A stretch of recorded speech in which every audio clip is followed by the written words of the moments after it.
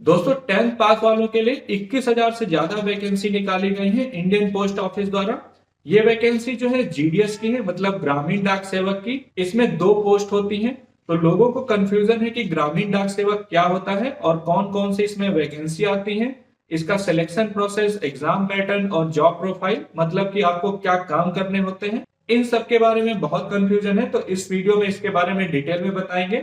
और ये कंफ्यूजन इसलिए होता है क्योंकि इस वैकेंसी में आपको कोई एग्जाम नहीं देना होता है, आपका कोई फिजिकल नहीं होता है, केवल एक आपको 100 रुपए का फॉर्म भरना होगा अगर आप अनरिजर्व, ओबीसी और ईडब्ल्यूएस कैटेगरी में है। लेकिन अगर आप एससी एसटी कैटेगरी में तो वो भी नहीं होगा, क्योंकि 0 रुपये फॉर्म है, पूरी तरह से नील है। तो आपको जो है फॉर्म फिल करना है, उसके बाद मेरिट लिस्ट का इंतजार करना होगा, क्योंकि 10th लेवल पे आपके मार्क्स के आधार पर मेरिट बनाई जाती है। और ये सेंट्रल गवर्नमेंट की जॉब है। सैलरी को लेकर बहुत कंफ्यूजन रहता है पहले लोगों को, क्योंकि पहले इसमें 8 से 10,000 रुपए सैलरी मिल रही थी। अभी जो है 23,000 रुपए पर मंथ सैलरी आपको मिलेगी स्टार्टिंग में।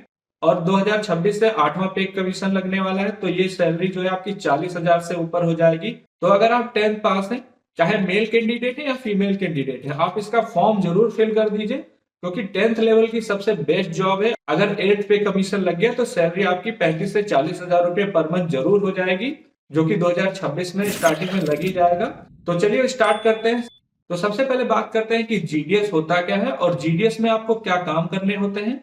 तो जीडीएस का पूरा नाम है ग्रामीण डाक सेवक। ये एक पोस्ट ऑफिस में वैकेंसी होती है, जिसके अंतर्गत दो पोस्ट होती हैं। पहली होती है बीपीएम यानी कि ब्रांच पोस्ट मास्टर, और दूसरी होती है एबीपीएम, मतलब असिस्टेंट ब्रांच पोस्ट मास्टर होती है। तो ये दो वैकेंसी होती हैं, जिसके लिए आपको एप्लीकेशन फॉर्म फिल करना है। और अगर आपका सिलेक्शन हो जाता है जीडीएस की पोस्ट पे, मतलब ग्रामीण डाक सेवक की पोस्ट में, तो इसमें डाक विभाग के अंतर्गत आपको जो है काम करना होगा।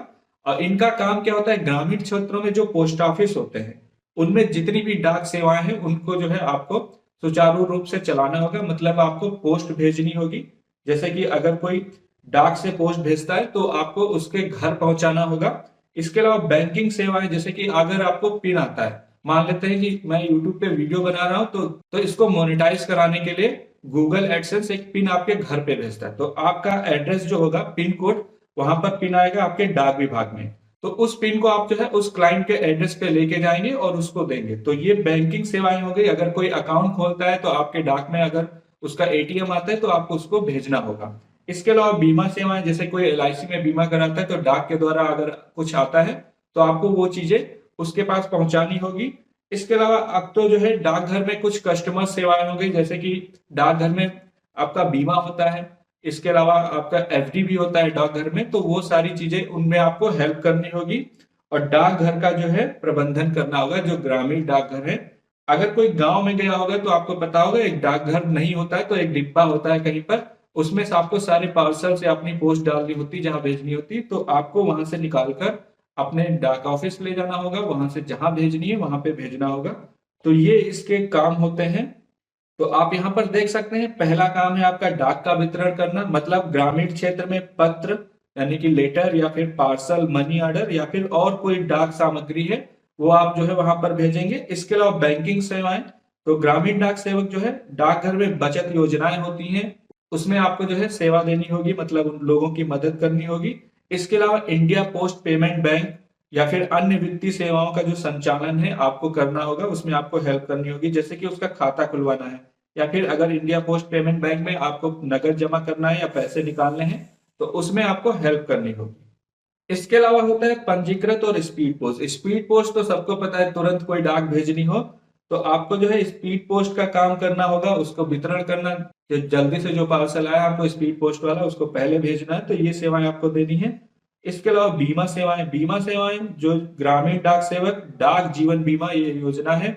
इसके अलावा ग्रामीण डाक जीवन बीमा, जिसको आरपीएलआई और पीएलआई बोलते हैं, इनकी योजनाओं को आपको प्रोत्साहित करना है। मतलब डाक विभाग में आपके डाकघर में कोई आता है तो उनको बताओ कि आप यहाँ से ग्रामीण डाक जीवन बीमा योजना ले सकते हैं, या फिर ग्रामीण डाक सेवक जीवन बीमा योजना में आप जो है पंजीकृत हो सकते हैं।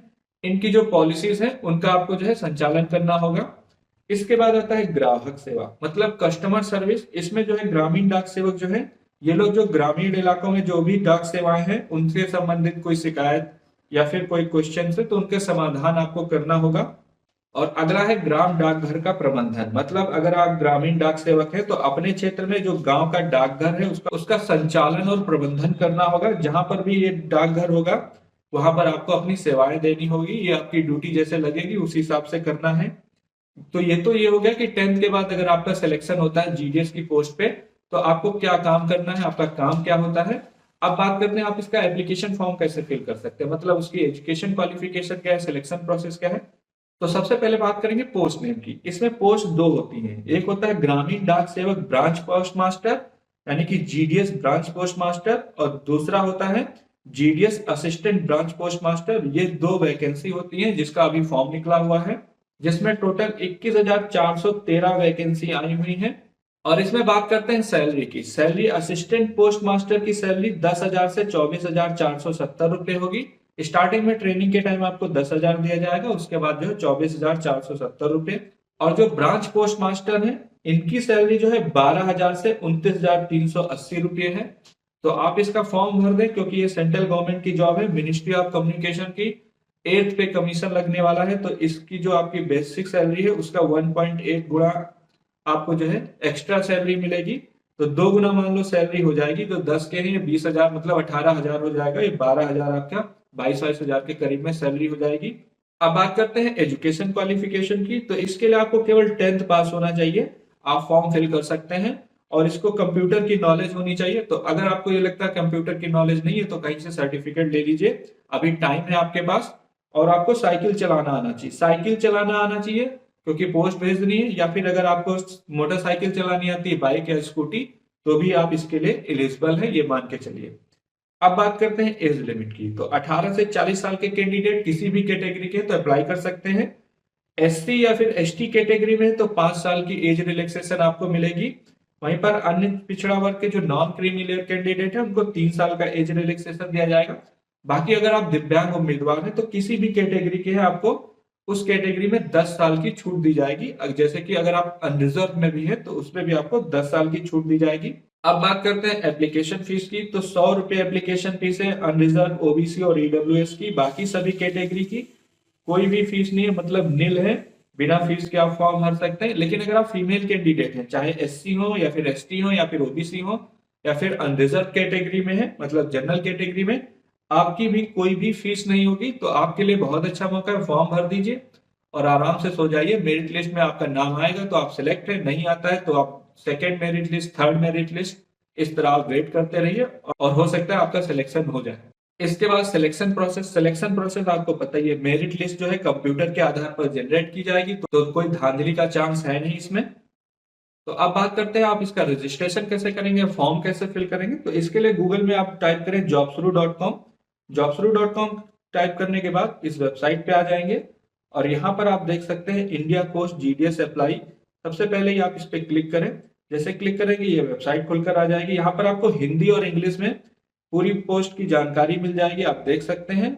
और यहाँ पर आप स्टेट वाइज वैकेंसी देख सकते हैं, जैसे कि उत्तर प्रदेश में सबसे ज्यादा 3,000 वैकेंसी है, उत्तराखंड के लिए 568 वैकेंसी है। इसी तरह आप अपनी स्टेट की सारी वैकेंसीज को देखकर अप्लाई कर सकते हैं। अप्लाई करने के लिए इस वेबसाइट में यहाँ पर रजिस्ट्रेशन के सामने रजिस्टर बटन पे क्लिक करें। जैसे इस पे क्लिक करेंगे ये पोस्ट खुलकर आ जाएगी, ये ऑफिशियल वेबसाइट खुल के आ जाएगी। सबसे पहले स्टेज 1 का रजिस्ट्रेशन होगा, इस पे क्लिक करें, रजिस्ट्रेशन पे क्लिक करें। उसके बाद आपका स्टेज 2 का होगा। रजिस्टर हो जाने के बाद आपको अप्लाई करना है, एप्लीकेशन का स्टेटस चेक करना है और उसके बाद अपना एप्लीकेशन प्रिंट कर लेना है। तो इसका फॉर्म डिटेल में कैसे भरा जाएगा उसके लिए मैंने एक वीडियो बनाया है, लिंक वीडियो के डिस्क्रिप्शन में दिया गया और कमेंट में पिन है, आप वहां से देख सकते हैं। और ये फॉर्म ज्यादा दिन नहीं रहेगा, मतलब 3 मार्च तक है, तो आपको इससे पहले फॉर्म जरूर फिल कर देना है। और कोई भी इंफॉर्मेशन इससे रिलेटेड चाहिए तो आप मुझसे कमेंट बॉक्स में पूछ सकते हैं। मिलते हैं अगले वीडियो में, तब तक के लिए थैंक यू सो मच।